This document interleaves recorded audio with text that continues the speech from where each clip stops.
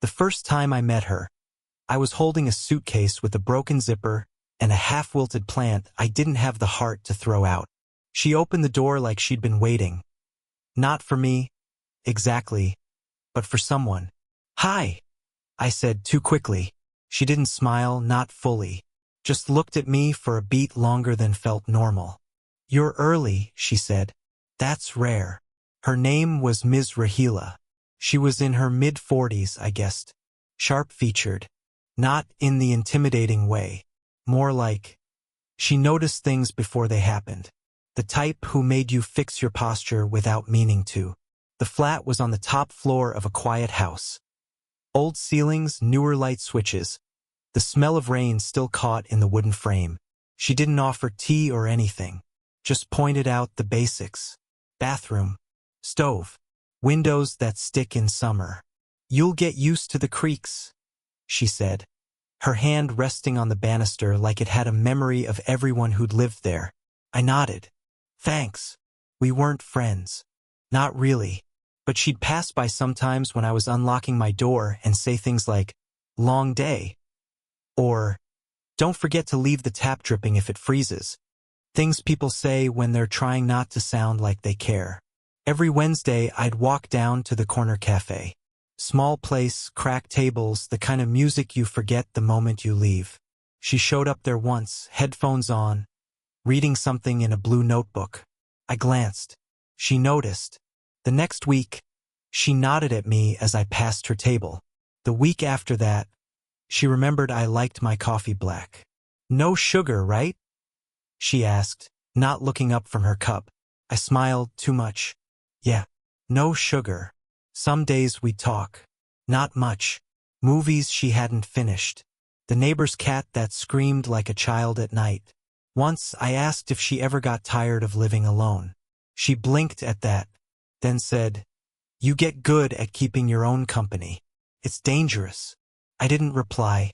I just folded the edge of my napkin over and over until it tore. There were moments I didn't know what to do with, like the time I offered to fix her porch light, and she stood too close while I worked. Or when she laughed, actually laughed, at something I said about weather apps lying more than people do.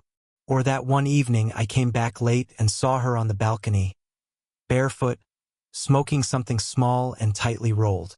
She didn't say anything, just nodded toward the stars like she was making room for me. My friends used to ask if I was seeing anyone. I said no, not really. I had a few almost, the kind that hovered in your DMs but never crossed over. I kept meaning to text back, kept not doing it. Once, I nearly sent her a message. "You look tired today. Are you okay?" I deleted it before it delivered. Then last week, she did something I wasn't ready for. She knocked on my door. A rare thing. Her hand was still resting on the frame when she said, "The boiler's acting up. Might need a second pair of eyes." That's all. But something in her tone felt different. Less practiced. I followed her downstairs. Quiet. Careful. The creaks sounded louder than usual. Ask ChatGPT, the boiler wasn't broken. Not really. It made a sound. Sure, a low, stuttering hum, but it still heated the water. She crouched beside it, sleeves pushed up, fingers tracing along the valve. "It's old," she said. "Like me. Temperamental when it gets cold." I knelt beside her, not too close. "You're not old." She gave a short breath of a laugh. "You're what, 25? 27. She looked at me then. Really looked. "Still. You were probably in school when I got divorced." The word landed like a dropped plate, but she didn't flinch. I didn't know she'd been married. I didn't know much about her at all. She stood before I could say anything and flicked the boiler switch off, then on again. Sometimes a reset helps. We made tea afterward. It was just something to do with our hands. I leaned against the kitchen counter while she leaned against the sink. Two people pretending they weren't paying attention to how near their elbows were. She handed me my cup. Her fingers brushed mine. Brief but warm. "You don't talk much," she said, not accusingly. "I do. Just not all at once." She sipped her tea. That's probably safer. The radiator clanked softly behind us. A clock ticked somewhere we couldn't see. I don't know what made me say it. Maybe the way her eyes didn't rush me. Maybe the way the kitchen light hit the silver in her hair like it belonged there. I moved here after my dad passed. Couldn't stay in the same house. She tilted her head a little. I'm sorry. I nodded. It's okay. We weren't close. But grief doesn't care about logic. She looked down at her cup like it said something she didn't want to read. No, it doesn't. We stood there a while. The silence wasn't uncomfortable, but it wasn't restful either. It hummed under the surface like the boiler. I wondered what she saw when she looked at me. A tenant. Polite young man. Someone passing through. I hoped, stupidly, that it was more complicated than that. You could have just texted, I said. About the boiler. She didn't look up. I know. The air shifted a little. Enough that I felt it in my ribs.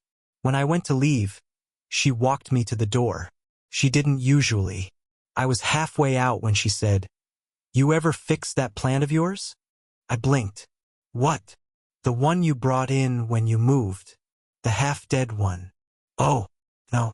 It's still stubborn. She smiled. Maybe it just needs the right kind of light. I smiled back, slower. Maybe. And then, as I turned, she reached out, just lightly, and adjusted the collar of my coat. Her fingers barely touched my neck. There, she said. It meant nothing. It meant everything. I started coming home earlier. Not on purpose. Just, the evenings felt longer when I didn't. Some days, her kitchen light was already on when I walked in. Through the thin hallway walls, I'd hear the kettle click or the low scratch of her radio. Always tuned just a little off station. That night, it was raining. Not dramatic thunder. Just steady, curtain-thick rain that made the world feel smaller. I paused at the bottom of the stairs. Her door was ajar. She was in the living room, kneeling on the floor, wrestling with a rug corner that kept curling up. Her hair was clipped up, loose strands falling around her face. I should have kept walking. Instead, I knocked gently on the frame. Need help? She didn't look up. Sure, if you've got magic fingers. I knelt beside her, pressed the rug flat with both hands. She placed a book on one corner, then another. One slipped. We reached for it at the same time. My hand landed over hers. She didn't move it. Not right away. Her eyes flicked to mine, quick, uncertain. And then she pulled back. A beat too fast. Stood, brushing invisible dust from her jeans. Thanks. I've been tripping over that all week. She was doing that thing again, deflecting with small talk. I stayed on the floor, hands in my lap, unsure if I should have stayed at all. You okay? I asked. She smiled, thin. You always ask me that. Do I? There was a silence, the kind that pulls at your shirt collar. She walked toward the kitchen. I followed. I saw you with someone yesterday, she said, casual, like commenting on the weather. Girl in a red jacket. I frowned. Oh, yeah. An old friend. She nodded. She seemed comfortable. She talks with her hands a lot. She touched your arm. I looked at her, really looked. Were you watching? She didn't answer, just poured water into the kettle. Missed the mark a little. Some of it spilled. She wiped it with her sleeve. I'm sorry, she said after a long pause. That came out wrong. I didn't mind. She looked at me then, eyes softer, something breaking past the edges. I took a step forward. Not much. Enough that I could smell her perfume. Or maybe just the soap she used. Sometimes I wonder, I said quietly, if we're just pretending this is normal. Her hand tightened slightly on the kettle handle. What would normal even look like? I didn't know. I just knew it wasn't this. Two people standing too close, pretending they weren't. Then we heard the stairs creak. Heavy, uneven steps. Someone coming up. She blinked hard and stepped back, just once. Enough to leave air between us again. It was her sister. I'd seen her once before, dropping off something in a rush. "Didn't know you had company," the sister said, glancing at me. "I don't," Rahila said, too fast. "He was just fixing the rug." I nodded. "Yeah, just that." Later, as I closed my door, I thought about how she didn't meet my eyes when she said it, and how I hadn't either. She asked if I wanted to walk. It was a Sunday, late afternoon, pale light through thin clouds. The kind of day that didn't know what it wanted to be. We didn't speak much at first, just fell into step. The pavement was uneven. She kept tucking her hands into her coat pockets, pulling them out again. I offered her one of my earbuds. She shook her head. "I like the quiet." We passed a kid riding a scooter in circles, and a man yelling into a phone about something no one would remember in 10 minutes. The ordinary sounds of people not noticing each other. At the park, we sat on a bench. Same one we always passed. Never stopped at until now. She leaned back, eyes closed. "Feels like I've been holding my breath all week." Then breathe. She gave a tight smile but didn't open her eyes. "I used to come here after my marriage ended. Just sit. Pretend I wasn't someone people avoided." I looked at her. Really looked. The lines around her mouth weren't age. They were endurance. She exhaled through her nose. People don't know what to do with a divorced woman who doesn't apologize for it. Especially not at my age. "You don't owe anyone that." She turned her head, finally facing me. "Don't I?" I didn't know what to say, so I didn't say anything. The pause stretched. Not uncomfortable, just open. And then she asked, quietly, "Why haven't you left?" Caught me off guard. Left? The flat? This place? Me? She wasn't accusing me. It sounded like she was asking something else entirely. "I don't know," I said. "Maybe because I feel more like myself here. With you." She looked down, picked at a thread on her sleeve. I went on slower. "Sometimes I think about what would happen if I moved out, if we'd still talk, or if all of this only works because I'm upstairs, and you're not." She swallowed. I heard it. "You think about that?" she said, almost a whisper. "All the time." A long silence settled, the kind where everything felt breakable. Like if one of us moved too quickly, the moment would vanish. Her fingers brushed mine on the bench. Not a grab, just enough to notice. "I don't know what I'm doing," she said. "I don't either." She turned to me, eyes searching. Not for reassurance, just honesty. "I keep thinking this shouldn't matter," she said. "That you'll wake up one day and realize this was just some emotional detour. I've already woken up. Still here." She blinked once, slowly. We were too close now.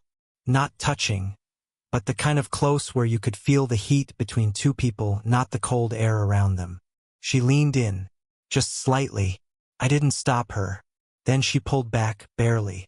I still on mine, and asked. 2 days passed, then 5. Her light still turned on at night. Her shoes still sat by the door, but the silence between us grew teeth. No text, no knock, no casual comments in the stairwell.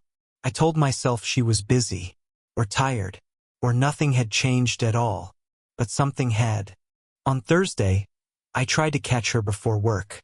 Her door was open an inch. I raised my hand to knock, paused. Inside, I heard a low voice, male, laughing, then hers, softer, warmer. I stepped back without knocking. Later, I told myself it was just a friend, someone fixing the tap, a brother I hadn't met. But I knew what voices sounded like when people forgot to be careful. That night, I stood in front of my mirror, rehearsing the sentence. "I thought we were something." It didn't hold up under the light. The next morning, she left early. I caught her on the front step, keys in one hand, coffee in the other. She looked fresh, like someone who'd made a decision. I opened my mouth. She beat me to it. You should start looking, she said. For another place. I blinked. What? I'm thinking of renting the top floor out to someone long-term. Family, maybe. Oh. She didn't explain. I didn't ask. We stood there, both pretending this was just about real estate. Okay, I said. I'll start looking. She nodded. Didn't meet my eyes. She walked away before I could say anything else. Inside, I sat at the edge of the bed, fully dressed, unmoving. My phone buzzed once. A friend asking if I was still coming to dinner. I typed can't. Something came up. Deleted it. Typed again. Do you ever feel like you misunderstood the entire situation? Deleted that too. Set the phone face down on the pillow. That evening, the cafe felt colder, quieter. Her seat by the window was empty, but I still didn't sit there. I ordered coffee. Black. No sugar. The barista handed it to me without asking my name. I stayed for 20 minutes. Maybe longer. Pretending to scroll. Pretending not to search for a familiar silhouette through the window. Outside, the rain started again. A soft drizzle that didn't make a sound unless you were already listening for it. I walked home slowly. Past lit windows, voices inside. Doors opening for someone. My door stayed closed. I stood outside hers. For a while. No movement inside. Just the blue flicker of a TV left on, or maybe the afterlight of something ending. I lifted my hand to knock. Paused. Dropped it. I didn't knock. Not at first. I stood outside her door with my keys in one hand and the other stuffed into my coat pocket like I was waiting for the weather to make up its mind. It had been 3 days since she asked me to move out. Long enough to convince myself I was being dramatic. Not long enough to stop hoping she'd change her mind. I heard movement inside. Not footsteps. Just the quiet clink of dishes being set down. The fridge closing. Small, domestic sounds that used to feel shared, even if we never said so. I knocked. The door opened slower than usual. She looked tired. Or maybe just done. Hey, I said. Hey. I held up the envelope in my hand. Found another flat. About 20 minutes from here. Quiet street. No creaky stairs. She nodded. That's good. It's fine. She stepped back. You want to come in? I hesitated. Do you want me to? She didn't answer. Just left the door open and walked back to the kitchen. I followed. The kitchen looked exactly the same. 2 cups drying by the sink. That magnet on the fridge that always tilted left. Her reading glasses on the counter, folded neatly, like they hadn't been touched all day. I leaned against the doorway. She poured tea but didn't offer. Just stood there with both hands around the cup like she needed something warm to hold. Was it him? I asked. She didn't pretend not to know what I meant. No. He's just an old friend. I nodded. Tried to believe her. You pulled away, I said. After the bench. She exhaled, but it wasn't relief. I had to. Why? She turned then. Not sharp. Just honest. Because you were making it too easy to forget how old I am. How different we are. And I can't afford to forget that. Not when you can walk away and recover in 6 months and I'll... She stopped. Looked down at her tea. I don't get to start over anymore. I crossed the room slowly. I wasn't walking away, I said. You asked me to. She didn't speak. I stepped closer, just enough to reach the edge of her silence.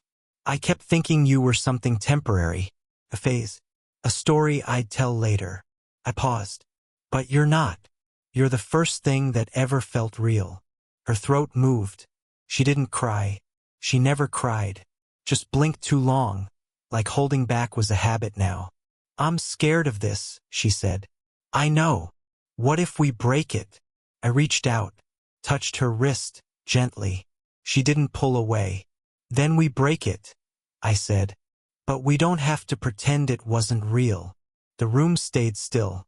She looked at me, really looked. Not with fear. Not with hope. Just with the weight of someone who finally decided to stay in the moment. She didn't answer right away. Then softly, quietly, like a folded page, "Okay. Ask ChatGPT." I moved downstairs 3 weeks after the conversation in her kitchen. She offered the room herself.